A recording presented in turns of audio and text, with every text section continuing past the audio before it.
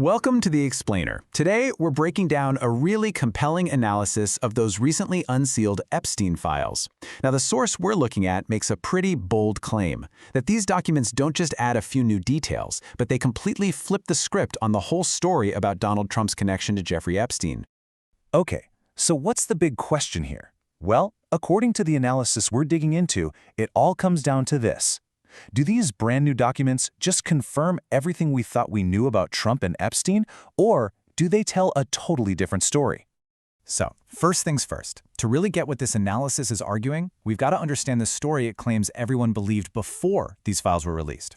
Because according to this source, that whole narrative is now seriously under fire.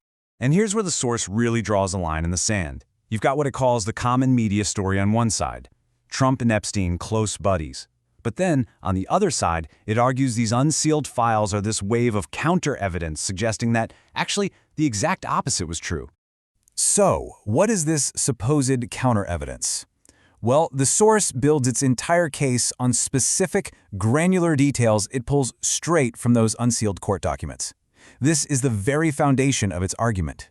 According to this analysis, it all boils down to these three key claims found inside the files. The source argues this isn't just evidence of, a lack of friendship. It's meant to paint a picture of active opposition from Trump towards Epstein. This is a huge part of the source's strategy, using these direct, really impactful quotes from the documents. It highlights this alleged statement about Ghislaine Maxwell, for example, to argue that Trump was actually trying to point law enforcement toward the real culprits. Now, the analysis doesn't just stomp with the court files. Nope. It widens its argument by bringing in other voices, claiming that their public statements over the years totally back up this idea of Trump as an opponent, not an ally of Epstein. The first piece of supporting evidence they point to is from Bradley Edwards, who was an attorney for Epstein's victims. The source holds up this statement from way back in 2009 as proof that, far from dodging questions, Trump was apparently the one person who was cooperative and genuinely helpful to their legal team. Next up, the analysis brings in the account of a former Palm Beach police chief. This quote is used to suggest that Trump wasn't just aware of the investigation back in the mid-2000s, but that he was actively cheering on law enforcement's efforts to take Epstein down. Then, the source points to a much more recent, and let's be honest, pretty fascinating statement from House Speaker Mike Johnson. The analysis kind of frames this as a potential slip of the tongue that might have revealed something huge about Trump's real role in all this. So here's the source's take on this. It argues that even though Johnson walked the comment back later, that initial slip was an unintentional confirmation. The idea here is that it wasn't just a simple mistake, but maybe a quick glimpse into a much deeper story of Trump possibly working with the FBI against Epstein.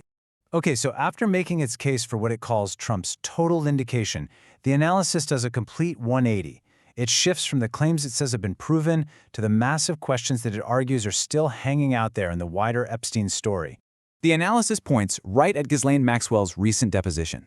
Her refusing to answer questions is presented as a huge roadblock. But, and this is a big but, the source also highlights her lawyer's offer. She'll talk fully and honestly in exchange for clemency. That suggests she's the one holding all the keys to the rest of this story.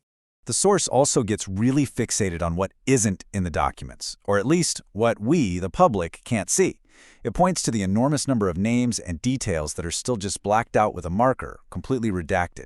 And that frustration leads to a really direct challenge right there in the source material. It's basically asking point blank, who are these people?